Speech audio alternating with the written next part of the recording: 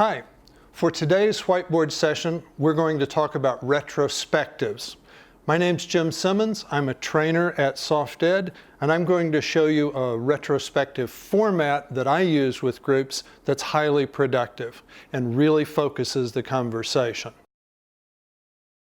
Now, in the past, for a large project, you may have attended a post-implementation review when the project was over.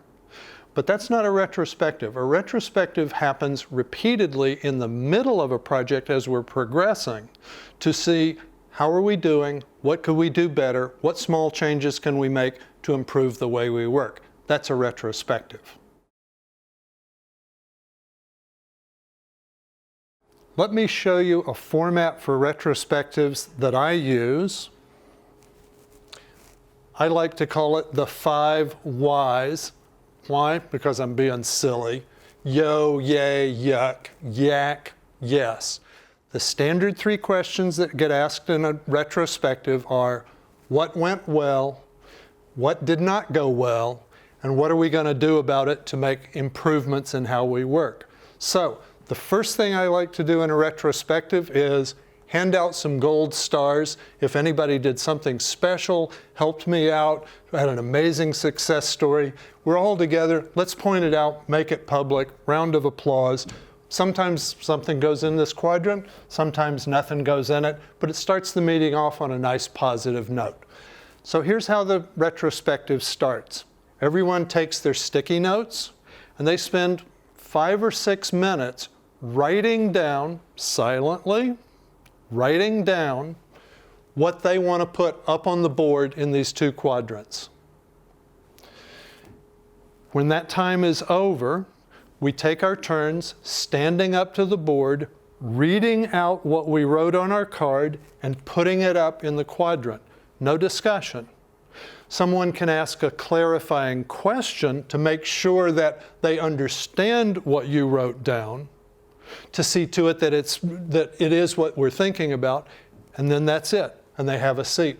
When all of the things that are put up on the board have been presented, we all go up to the board, and with our markers, we dot vote the items that we think need to be discussed.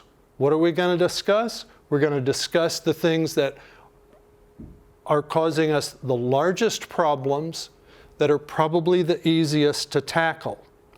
Now, when we look at all our dot votes, it'll be really clear that 1 or 2 items got brought up, but they didn't get many votes. Sometimes just bringing a topic up is all we need to do to have awareness in the group, and that problem will fix itself.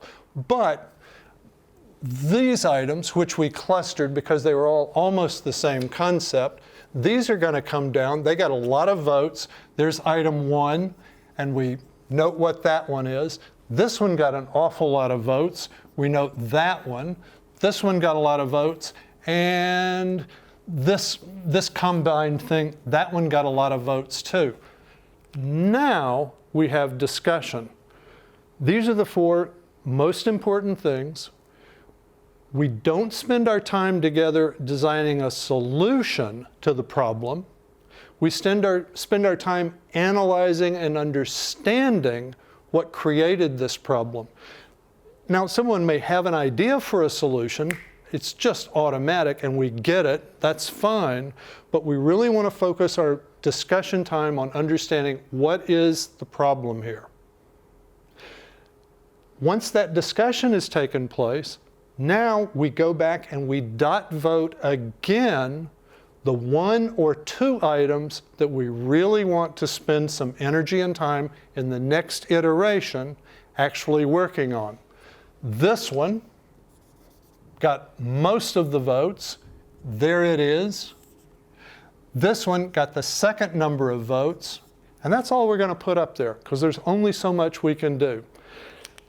Now, we need a tiger team assigned to each one of these topics that's actually going to go and brainstorm a solution.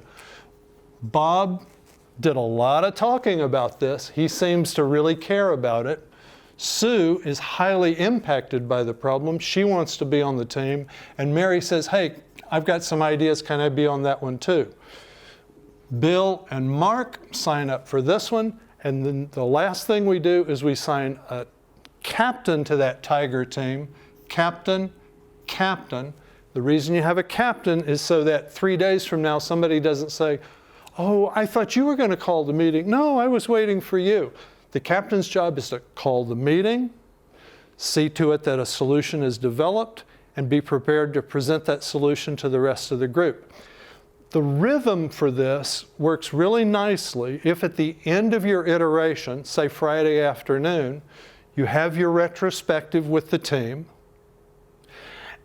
and at the end of the retrospective, the Tiger teams go off for 20, 30, 40 minutes, develop the solution to fix the problem or start to chip away at a large problem.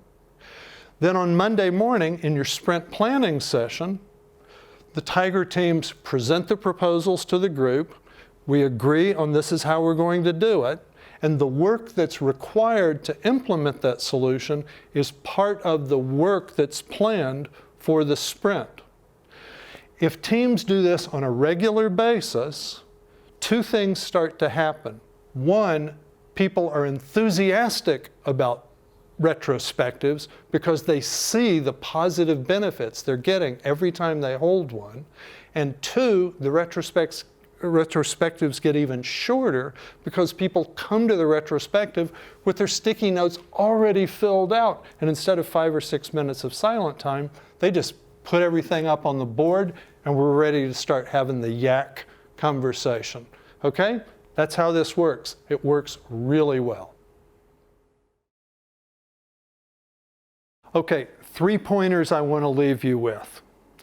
Do a retrospective at the end of every iteration. Sometimes someone say, I think everything's under control, we don't need to do it. That's great. That means it's going to be a short meeting, but have the meeting every time. It's good discipline. Second, do at least one small improvement project for every iteration. Improvements are like compound interest. They build and build over time toward the end of the project, you've got a really powerful high-performance team working well together. The third item is, especially if you're new to retrospectives, they need to be well facilitated. So either bring in someone who's got experience facilitating retrospectives, or especially if there's a lot of friction in the team, bring someone in from the outside to smooth things over. Also, good facilitation keeps the meetings short, tight, and very focused. I learned a really cool thing from a group a few weeks ago. ELMO means enough, let's move on. Have fun in your retrospectives, pass out gold stars, make the people who did wonderful work feel good about it, and then knuckle down and get better at how your group works. Thanks.